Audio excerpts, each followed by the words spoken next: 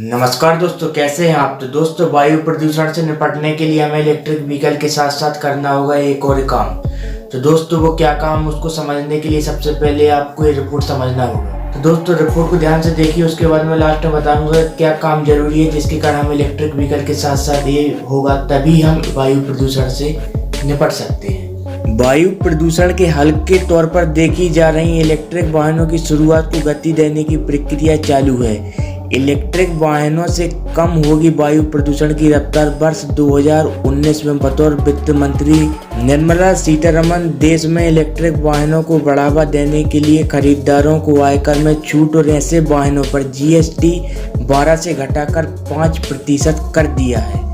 इसके पूर्व वर्ष 2015-16 से वर्ष 2018-19 के बीच हाइब्रिड और इलेक्ट्रिक वाहनों के उत्पादन के प्रयोग को बढ़ावा देने के लिए फेम इंडिया स्कीम चालू की है।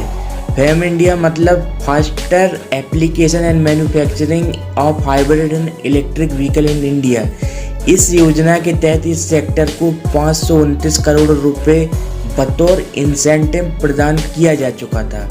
दिल्ली सरकार ने भी इलेक्ट्रिक वाहनों के प्रयोग को बढ़ावा देने के लिए 2 पहिया इलेक्ट्रिक व्हीकल पर 30,000 रुपये व इलेक्ट्रिक कारों की खरीद पर 1.5 लाख रुपए की सब्सिडी देने का ऐलान किया है।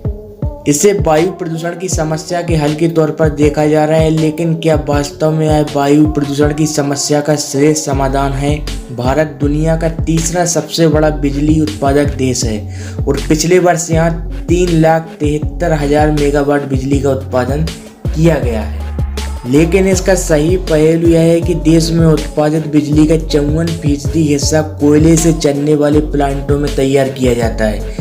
इन प्लांटों से बाई प्रोडक्ट के रूप में कार्बन डाइऑक्साइड, सल्फर डाइऑक्साइड व नाइट्रोजन ऑक्साइड जैसी गैसों का उत्सर्जन होता है। नीति आयोग के आंकड़ों के मुताबिक बिजली उत्पादन के लिए कोयला से चलने वाले प्लांटों पर हमारी निर्भरता वर्तमान में 47% के मुकाबले वर्ष 2030 तक 51% तक बढ़ने की संभावना है। इसके लिए कोयले की खपत में वर्तमान की तुलना में 200 से 300% तक की वृद्धि होगी।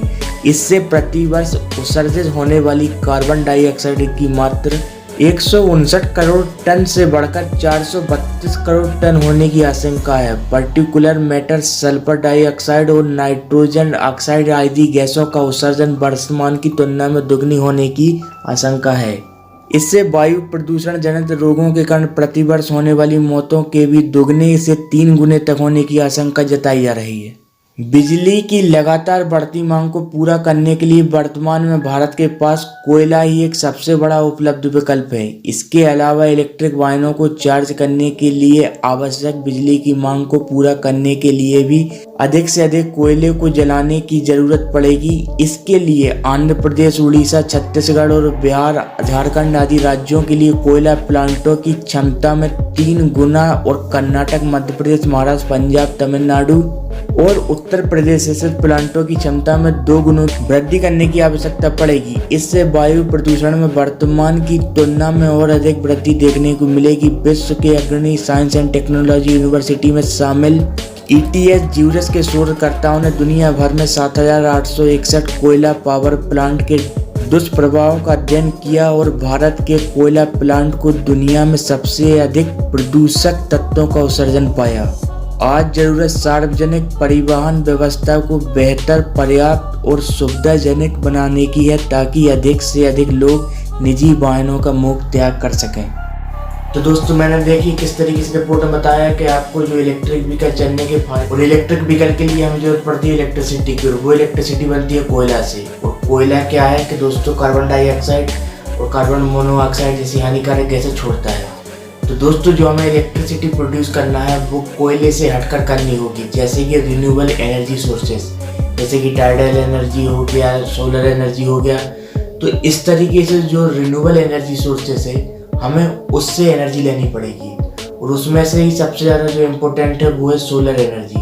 सोलर एनर्जी क्या है कि दोस्तों हमें लगभग 24 घंटे में से 12 घंटे लगभग सोलर हमें हमारी धरती पर प्रकाश देते हुए नजर आता है। तो दोस्तों, उसी का यूज करते हुए हमें इस इलेक्ट्रिसिटी को प्रोड्यूस करना होगा। पर सोलर एनर्जी के साथ समस्या क्या आती है कि जो सूर्य है वो रात के समय नहीं आता, जिसके कारण हमारी जो सोलर एनर्जी रात में प्रोड्यूस नहीं हो पाती, जिसके कारण कुछ गवर्नमेंट कुछ प्लान बना रही है, जैसे कि पूरी दुनिया को इलेक्ट्रिसिटी ग्रिड से कनेक्ट करके वो आपस में, जैसे किसी देश में सन निकला हुआ है तो उस देश से इलेक्ट्रिसिटी प्रोड्यूस करके जिस देश में रात है उस देश में सप्लाई की जाएगी, जिसके कारण 24 घंटे हमें सोलर एनर्जी मिलती रहेगी। दोस्तों अगर ये हो पाता है तभी हम इलेक्ट्रिसिटी का सही उपयोग हम कर पाएंगे और बिना पॉल्यूशन के।